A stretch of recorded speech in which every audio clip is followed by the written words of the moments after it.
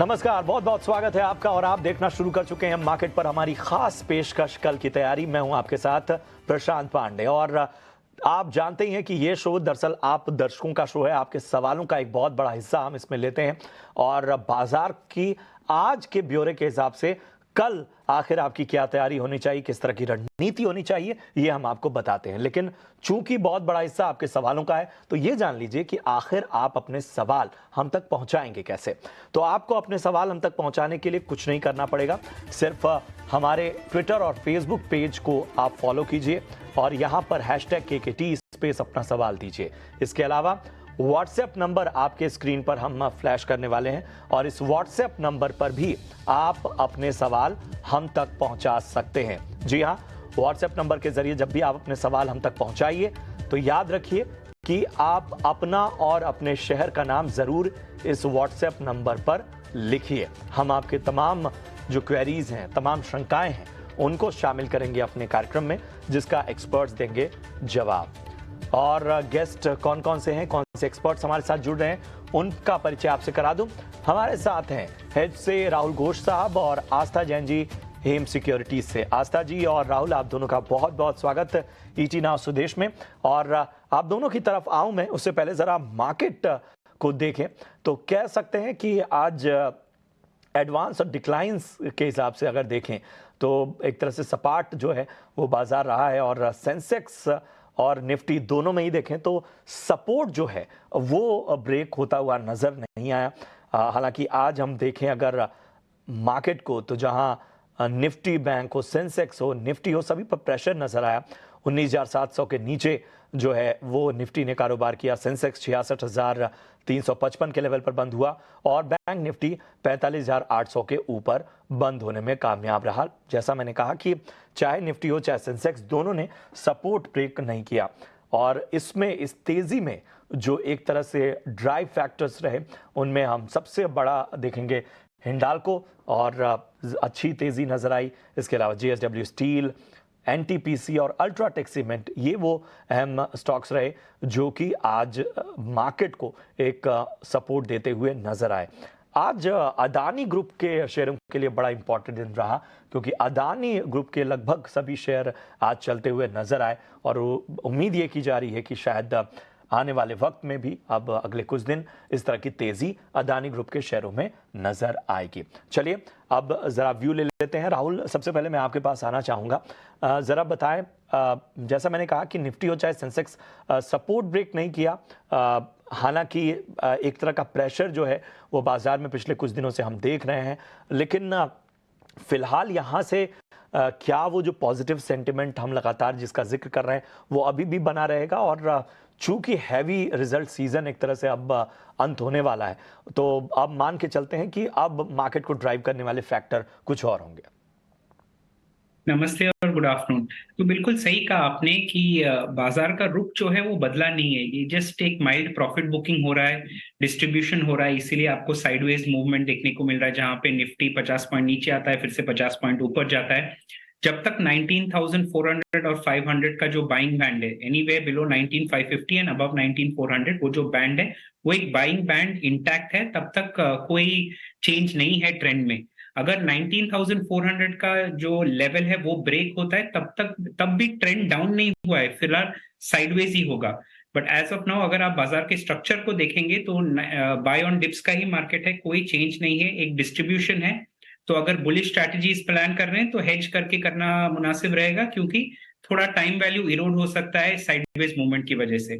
Bank Nifty क्या अगर आप नोटिस करेंगे तो हर बार जब 46,000 के नीचे चला आता है, 46,000 के जो पुट राइटर्स है एक्टिव हो जाते हैं फिर से। सो आज भी आप नोटिस करेंगे इवन अगस्त एंड के 46,000 के पुट राइटर्स 46,000 पुट्स बेच रहे थे।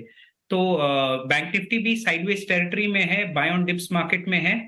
The only problem bank Nifty में यह है कि जो बाई का लेवल है वो थोड़ा दूर है, 45,100 के आसपास बाई का लेवल है।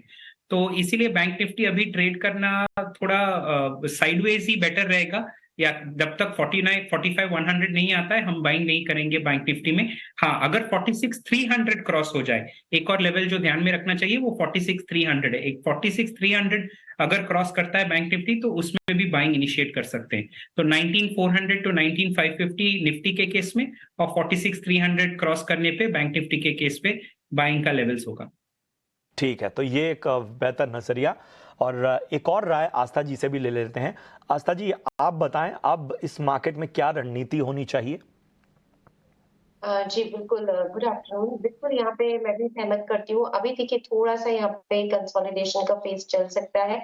बाहर के मार्केट्स तो अच्छा परफ़ॉर्म कर ही रहे हैं। मुझे लगता है इंडियन मार्केट्स भी यहाँ पे बढ़िया परफ़ॉर्म करते हुए नज़र आएँगे। अब तो सबकी आँखें जो है वो बिल्कुल अब आने वाली जो फेड मीट है उस पे टिकी हुई है। तो वहाँ से भी हमें क्लूज़ मिलते रहेंगे, बट मेरे हिसाब से तब तक थोड़ा-सा मार्केट यहाँ पे साइडवेज़ परफ़ॉर्म करेगा, लेकिन बायसनेस मुझे अभी भी अपसाइड की लगती है। तो थोड़ी और गिरावट आती है तो मुझे लगता है कि वो मार्केट में अच्छी खरीदारी करने की अपॉर्चुनिटीज रहेंगी। है बाजार पे दोनों दिग्गज एक्सपर्ट्स का नजरिया जो आपके काम आएगा। और चलिए अब आपके सवालों को शामिल करते हैं अपने शो में। सुरेंद्र सिंह हैं दिल्ली से और इनका सवाल है, यूनियन बैंक के 1100 शेयर इनके पास हैं, 81 के भाव पे इन्होंने लिया हुआ है, होल्ड करें या फिर सेल करें? राहुल जी बताएं क्या होगी इनको सलाह? तो जनरली पब्लिक सेक्टर बैंक्स का चार्ट्स आप नोटिस करेंगे तो अच्छा ही लग रहा है। स्पेसिफिकली यूनियन बैंक की अगर हम बात करें तो थोड़ा सा बेरिशनेस अभी चार्ट्स पे नजर आ रहा है, क्योंकि जो वीकली कैंडल क्लोज हो रहा है, अगर वो वीकली कैंडल 86 के नीचे क्लोज होता है तो एक्चुअली शॉर्ट टर्म बेरिशनेस हो सकता है, और ये बेरिशनेस स्टॉक को 80-81 लेवल्स तक लेके आ सकता है। तो मैं ये सलाह दूंगा कि 80 आज इस हफ्ते का वीकली कैंडल कैसे क्लोज होता है नोटिस करना चाहिए, और अगर 86 के नीचे आप देख रहे हैं क्लोज हो रहा है तो शॉर्ट टर्म के लिए इस स्टॉक में थोड़ा सा बेरिशनेस आ सकता है। बट लॉन्ग टर्म के लिए पब्लिक सेक्टर बैंक्स और सारी पब्लिक सेक्टर एंटिटीज भी बुलिश हैं चार्ट्स पे, तो अगर लंबा नजरिया है तो बिल्कुल होल्ड कर सकते हैं। नजरिया तो बिल्कुल होल्ड करने की आपको सलाह। अगले जो दर्शक हैं उनकी ओर बढ़ते हैं। राजेंद्र त्रिपाठी हैं मुंबई से और इनका सवाल है बानको प्रोडक्ट। जी हाँ, एक बार फिर से मैं नाम ले लूं, बैंको प्रोडक्ट के इनके पास 1000 शेयर हैं, 303 के भाव पे इन्होंने लिया और इस वक्त अच्छे खासे मुनाफे में इस वक्त नजर आ रहे हैं। लॉन्ग टर्म के लिए नजरिया चाहते हैं। आस्था जी बताएं बैंको प्रोडक्ट्स में क्या करना चाहिए इस वक्त 335 के लेवल पर ये स्टॉक चलता हुआ? जी देखिए, बिल्कुल यहाँ पे इनको मुनाफा हो रहा है। बेसिकली कंपनी क्या करती है, तो ये कूलिंग प्रोडक्ट्स वगैरह बनाती है, बैंको प्रोडक्ट जो है। और जो पहले के यहाँ पे नतीजे थे वो भी डिसेंट थे। बहुत शानदार तो नहीं कहेंगे, लेकिन फिर भी 17% की ग्रोथ कंपनी ने चौथी तिमाही जो वित्तीय वर्ष 2023 था उसमें दिखाई थी। तो मुझे लगता है कि कंपनी की परफॉर्मेंस यहाँ पे डिसेंट है, फाइनेंशियल परफॉर्मेंस डिसेंट है। और जिस तरह के बिजनेस में कंपनी है, अभी एक इंडस्ट्री और सेक्टर टेलविंड भी इसको है। सो ऑल इन ऑल मुझे लगता है कि अगर प्रॉफिट निकालने की जल्दी नहीं है तो इस काउंटर पे बने रहें। यहाँ पे जो लेवल्स हमें लॉन्ग टर्म में देखने को मिल सकते हैं वो 270 के रहेंगे।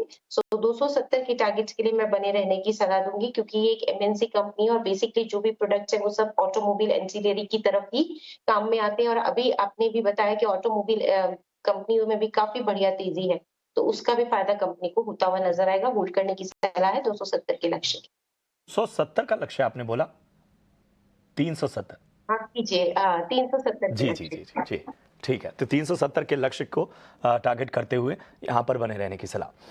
चलिए बढ़ते हैं आगे। एसके पांडे हैं उरई उत्तर प्रदेश से और इनका सवाल है, उज्जीवन स्मॉल फाइनेंस बैंक के 1000 शेयर इनके पास हैं, 42 के भाव पर इन्होंने लिया है, होल्ड करें या फिर सेल करें? राहुल बताएं क्या करना चाहिए? तो मेरे ख्याल से इनको होल्ड करना चाहिए, बिकॉज उज्जीवन का चार्ट अभी अच्छा लग रहा है, एक अच्छा अप ट्रेंड शुरू हुआ है और एक अपवर्ड ट्रेंडिंग चैनल में ट्रेड कर रहा है। मोमेंटम तोड़ा नहीं है। जो अपवर्ड ट्रेंड होने के बावजूद भी जो मोमेंटम इंडिकेटर्स है वो ओवरबॉट टेरिटरी में नहीं आए, तो बिल्कुल होल्ड करने की सलाह होगा यहाँ पे।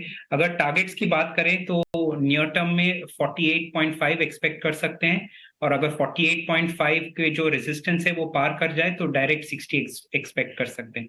तो होल्ड करने की सलाह होगा Ujjivan small finance. Small finance bank में होल्ड करने की आपको सलाह, रुख पॉजिटिव है। चलिए सवालों को थोड़ा रोकेंगे और कल बाजार के लिए अहम ट्रिगर्स क्या हैं, वामाक्षी जुड़ चुकी है हमारे साथ। तो वामाक्षी बताएं कहां रखनी है नजर? जी बिल्कुल, शुरुआत करते हैं हम कुछ इंपॉर्टेंट ग्लोबल क्यूज़ के साथ। और कल सबसे इंपॉर्टेंट क्यू रहेगा फेड का interest rate decision, US FOMC का जो रेट डिसीजन आएगा कल, इस पे हमारी नज़र और इनफैक्ट पूरी दुनिया की नज़र ये ग्लोबल क्यू पर रहेगी। इसके अलावा यूएस की तरफ से क्रूड ऑयल इन्वेंट्रीज भी एक्सपेक्टेड है, तो इसे भी हमें अपने रेडार पर रखना होगा। कॉर्पोरेट फ्रंट पर अगर हम देखें तो ग्लोबल अर्निंग्स के लिहाज से कोका-कोला और बोइंग ये दोनों दिग्गज नाम फोकस में रहेंगे। इसके अलावा निफ्टी कंपनीज में से काफ़ी सारे अर्निंग्स कल आ रहे हैं। Tata consumer products, Bajaj finance, tech Mahindra, doctor Reddy's, Cipla, Axis bank और बीपीसीएल जैसे दिग्गज नाम अपने नंबर्स पेश करेंगे और इसी के चलते ये स्टॉक्स हमारे रेडार पर ज़रूर होंगे। इसके अलावा कल आखिरी दिन होगा खरीदने को, अगर आपको डिविडेंड के लिए एलिजिबल होना है, ऑटोमोटिव एक्सेल्स, प्रताप स्नैक्स, हैट्सन एग्रो और पिडिलाइट के लिए। इसी के साथ हम देखेंगे कि श्री सीमेंट भी हमारे रेडार पर रहेगा, क्योंकि ये कंपनी की एजीएम होने जा रही है और इसके अलावा बोर्ड की बैठक भी होने जा रही है फंड रेजिंग को लेकर। और आखिर में आईपीओ मार्केट में भी काफ़ी एक्शन हमने देखा था हाल ही में, और हम देख रहे हैं कि ये हफ्ते भी एक आईपीओ खुलने जा रहा है सब्सक्रिप्शन के लिए। यथार्थ हॉस्पिटल आईपीओ खुलेगा सब्सक्रिप्शन के लिए, तो इसे अपने रेडार पर ज़रूर रखिएगा। राजडी, ये थे सारे इंपॉर्टेंट इवेंट्स और ट्रिगर्स जो आपके रेडार पर होने चाहिए कल के ट्रेडिंग सेशन के लिए। बिल्कुल, तो ये थे कल के ट्रिगर्स जिन पर निगाह रखनी है। बहुत बहुत शुक्रिया करेंगे वामाक्षी आपका इस अहम जानकारी के लिए। और सवालों के पास लौटें, एक आज जैसे मैंने जिक्र किया कि अदानी स्टॉक्स आज खूब भागी और उनमें अदानी पावर पे एक नज़रिया बनता है, क्योंकि लगभग 10% जो है वो तेज़ी आज नज़र आई। आस्था जी, अदानी पावर पर कोई ख़ास नज़रिया, आपका कोई राय बनती हुई?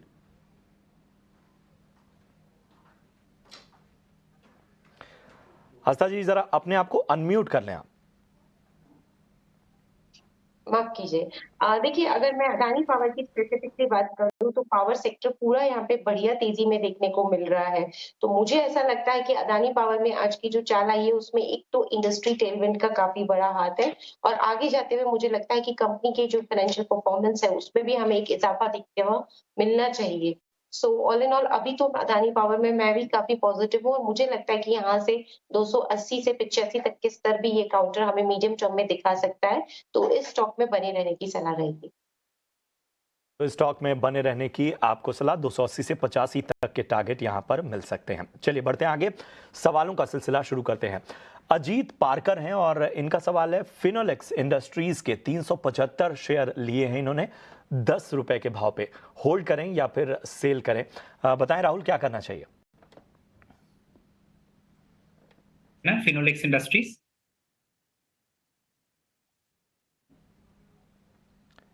जी, फिनोलेक्स इंडस्ट्रीज। ओके, तो फिनोलेक्स इंडस्ट्रीज का चार्ट स्ट्रक्चर भी बहुत ही अच्छा लग रहा है। एक लंबा कंसोलिडेशन के बाद स्टॉक ऊपर के मूव होने की क्षमता ज्यादा है। एक पॉपुलर कैंडलस्टिक पैटर्न से भी ब्रेकआउट हुआ है, तो अभी होल्ड करने की सलाह देंगे। इसमें अभी एग्जिट करने की कोई सिचुएशन नहीं आया अभी तक। भी एग्जिट करने की आपको सलाह नहीं मिलती हुई। चलिए बढ़ते हैं आगे। प्रसेनजीत रॉय हैं चेन्नई से और इनका सवाल है, वोल्टास के 15 शेयर इनके पास हैं, 1086 के भाव पे इन्होंने लिया हुआ है, आगे क्या करना चाहिए पूछ रहे हैं। आस्था जी बताएं, क्या करना चाहिए वोल्टास में?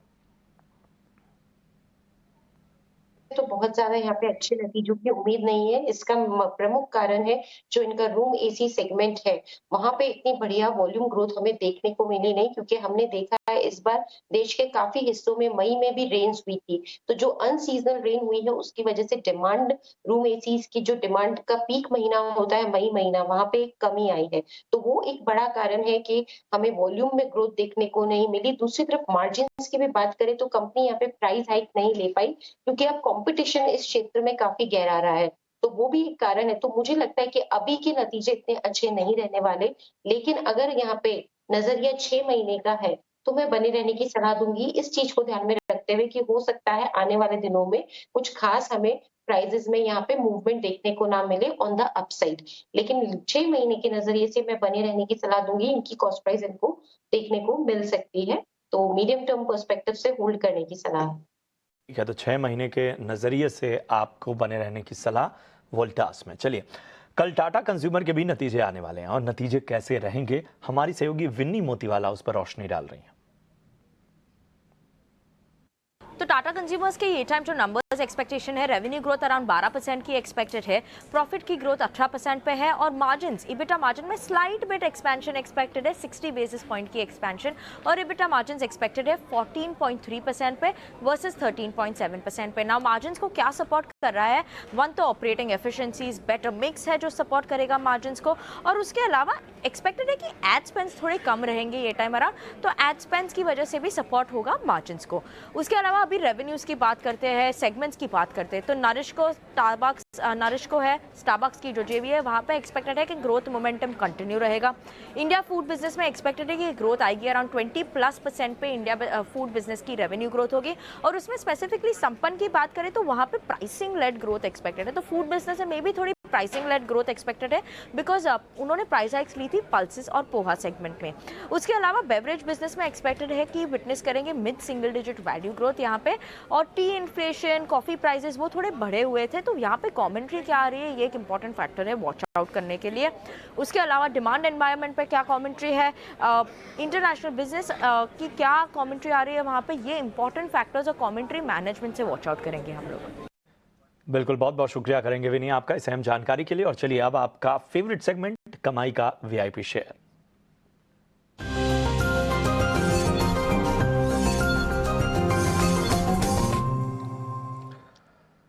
तो चलिए आस्था जी और राहुल दोनों तैयार अपने अपने पिक्स के साथ। सबसे पहले राहुल मैं आपके पास आना चाहूंगा, बताएं आपकी नजर आपकी टोकरी में आखिर आज क्या है? तो दो स्टॉक्स लॉन्ग साइड की तरफ। पहला तो आज का टॉप गेनर है हिंडाल्को, एक अच्छा डिमांड जोन से बाउंस होकर ऊपर की तरफ जा रहा है। करंट मार्केट प्राइस पे लॉन्ग इनिशिएट कर सकते हैं। स्टॉप लॉस होगा 430 और दो टारगेट होगा 470 और 479 का। दूसरा एफएमसीजी पैक से है एशियन पेंट्स। खराब रिजल्ट्स के कारण से एक अच्छा करेक्शन हुआ है स्टॉक में, आज शायद 4-5% नीचे गया है, तो इसमें एक थोड़ा सा कंडीशनल बाय है। 3420 के ऊपर हम बाय करेंगे। आई रिपीट 3420 के ऊपर बाय करेंगे। स्टॉप लॉस रहेगा 3375 और टारगेट रहेगा 3490। आई रिपीट एशियन पेंट्स पे कंडीशनल बाय 3420 के ऊपर और हिंडाल्को पे करंट मार्केट प्राइस पे लॉन्ग इनिशिएट कर सकते हैं। ठीक है तो हिंडाल्को और एशियन पेंट्स राय इस वक्त आती हुई राहुल जी की ओर से। चलिए आस्था जी आप बताएं आपकी रिकमेंडेशंस क्या है? देखिए, पसंद आता है गणेश हाउसिंग कॉर्पोरेशन लिमिटेड। खरीदारी करने की सलाह रहेगी, लेकिन थोड़े से डिप्स आए तो बढ़िया रिस्क रिवॉर्ड रेशियो बनता है, तो 450-460 के जोन में खरीदारी करें और टारगेट इसमें 490 का पहला रहेगा, फिर दूसरा 510 का रहेगा। तो गणेश हाउसिंग कॉर्पोरेशन को खरीदारी करने की सलाह है 490 के इनिशियल टारगेट के लिए, और 10 से 15 दिन के लिए ये कॉल दी जाए। ठीक है, तो इन लेवल्स पर नज़र रखिए गणेश हाउसिंग के बारे में बताती हुई आस्था जी। बहुत बहुत शुक्रिया करेंगे आस्था जी, और इसके साथ ही राहुल आप दोनों का बहुत बहुत धन्यवाद इस शो में जुड़ने के लिए। लेकिन कुछ सवाल हम चाहते हैं कि हम जाते जाते भी अपने दर्शकों के अगर शामिल कर पाएँ तो आप उनके अगर जवाब दे पाएँ। तो प्रेम है पुणे से और उनका एक सवाल ले लेते हैं। एचडीएफसी बैंक के 223 शेयर हैं इनके पास, 1689 के भाव पे उन्होंने लिया है, क्या करना चाहिए पूछ रहे हैं। आस्था जी आप बताएं। देखिए, एचडीएफसी बैंक तो यहाँ पे बिल्कुल अभी तो होल्ड करने का ही कैंडिडेट है। जिस तरह से जो भी कॉर्पोरेट अरेंजमेंट्स वगैरह हो रहे हैं, मुझे लगता है कि उसके बाद ये बैंक काफी मजबूत यहाँ पे एक मजबूती से निकलता हुआ नजर आएगा, और यहाँ पे मुझे 1750 के लेवल्स ऐसा लगता है कि हमें देखने को मिलेंगे। थोड़ा सा मीडियम टर्म हो सकता है क्योंकि अभी ये थोड़ा एक स्लो मूवर हो गया है, तो 1750 के लक्ष्य के लिए होल्ड करने की सलाह रहेगी एचडीएफसी बैंक के लिए होल्ड करने की सलाह एचडीएफसी बैंक में। चलिए बढ़ते हैं आगे। प्रेम प्रकाश शर्मा है मुंबई से, लक्ष्मी ऑर्गेनिक्स के 200 शेयर इनके पास है, 381 के भाव पे इन्होंने लिया है, शॉर्ट टर्म का नजरिया चाहते हैं। राहुल जी बताएं। तो लक्ष्मी ऑर्गेनिक्स का बात करें तो हाल ही में 20 डे ईएमआई के ऊपर क्लोज कर नहीं पा रहा है। स्टॉक हमेशा 20 डे के ऊपर एक दो दिन जाके फिर से नीचे चला आता है, तो कोई मोमेंटम नहीं है स्टॉक में अपसाइड की तरफ। मेरा सलाह यही होगा कि जब तक 275 278 क्रॉस नहीं करता है तब तक डाउनवर्ड प्रेशर होगा स्टॉक में। 275 से 278 वो बैंड क्रॉस करने के बाद ही फिर से अपसाइड दिख सकते हैं स्टॉक में, तो थोड़ा बहुत ही स्लो रिकवरी हो सकता है ऊपर की साइड की तरफ इस स्टॉक में। ठीक है, तो यहाँ पर एक बेहतर नजरिया आपको मिलता हुआ। सुबीर नंदी हैं कोलकाता से और इनका सवाल है उगर शुगर के इन्होंने 1500 शेयर लिए हैं 96 के लेवल पर। 2025 तक क्या होल्ड किया जा सकता है, पूछ रहे हैं। आस्था जी बताएं क्या करना चाहिए। जी बिल्कुल, उगर शुगर को इतना अगर लंबा नज़रिया है तो बिल्कुल यहाँ पे अभी तो मैं होल्ड करने की ही सलाह दूँगी। तो यहाँ पे अपनी पोज़ीशन पे बने रहें, लेकिन अभी इनिशियली जो मुझे लगता है 150 तक के स्तर ये काउंटर दिखाएगा और साथ में जो नतीजे आएँगे उस पे भी कड़ी नज़र रखें और उसके बाद चाहे तो वापस से पोज़ीशन को रिव्यू करा लें। ठीक है, तो यहाँ पर जी। पॉजिटिव नजरिया है उगर शुगर में। अगले दर्शक एसके पाठक हैं देहरादून उत्तराखंड से और इनका सवाल है एनएमडीसी के 1000 शेयर इनके पास है, 112 के लेवल पर लिया है, शॉर्ट टर्म का ये भी नजरिया चाहते हैं। राहुल जी बताएं एनएमडीसी में क्या करना चाहिए। तो अभी क्रॉस प्राइस उनका 112 ही चल रहा है और एक अच्छा डिमांड जोन से एनएमडीसी ऊपर जाने की कोशिश कर रहा है। मेरे ख्याल से अगर मोमेंटम देखना है स्टॉक में, शॉर्ट टर्म का नजरिया रखते हैं तो 116 क्रॉस करना जरूरी है। 116, 115 से 116 पे एक सप्लाई जोन है और अगर दिख रहा है कि 116 क्रॉस कर जाता है, वो रेजिस्टेंस लेवल पार हो जाता है, तो होल्ड कर सकते हैं बिल्कुल शॉर्ट टर्म के लिए। बट अगर दिख रहा है कि 116 पे रेजिस्टेंस फेस होके टर्न हो रहा है तो एग्जिट कर देना चाहिए माइल्ड प्रॉफिट बुक करके एनएमडीसी में। यहाँ पर आपको विस्तृत राय मिलती हुई चेतन पांड्या है और इन्होंने सवाल पूछा है पॉली कैप को लेकर। 30 स्टॉक्स इनके पास हैं, 3550 के भाव पे लिया है, लॉन्ग टर्म का नजरिया चाहते हैं। आस्था जी बताएं पॉली कैप में क्या करना चाहिए। बिल्कुल, पॉलीकैब एक ऐसा स्टॉक है जो कि ये तो पोर्टफोलियो में रखने जैसा है विद अ डिस्क्लेमर कि हमारे पीएमएस की होल्डिंग में भी ये स्टॉक हो सकता है। सो पॉलीकैब देखा जाए तो जिस तरह की इस इंडस्ट्री में ये है, ये नंबर 1 मार्केट लीडर है और नतीजे भी लगातार ये एक काफी बढ़िया यहाँ पे पेश करता हुआ आ रहा है। तो मेरे हिसाब से इसे बिल्कुल अपने सेगमेंट के मार्केट लीडर होने का यहाँ पे फायदा है। बढ़िया फाइनेंशियल्स की वजह से मुझे लगता है कि अपसाइड में हमें यहाँ पे जो लेवल्स देखने को मिलेंगे वो 4900 से लेके 4950 के रहेंगे इनिशियल लेवल पे। तो पॉलीकैप को होल्ड करने की सलाह है। पॉली कैप को होल्ड करने की आपको सलाह। और इसी के साथ सवालों का सिलसिला खत्म करेंगे हम यहाँ पे। अपने दोनों खास एक्सपर्ट आस्था जी और राहुल, आप दोनों का बहुत बहुत शुक्रिया शो में जुड़ने के लिए और खास सलाह देने के लिए। फिलहाल कल की तैयारी की पूरी टीम को दीजिए इजाजत। आप देखते रहिए ईटी नाउ स्वदेश। नमस्कार।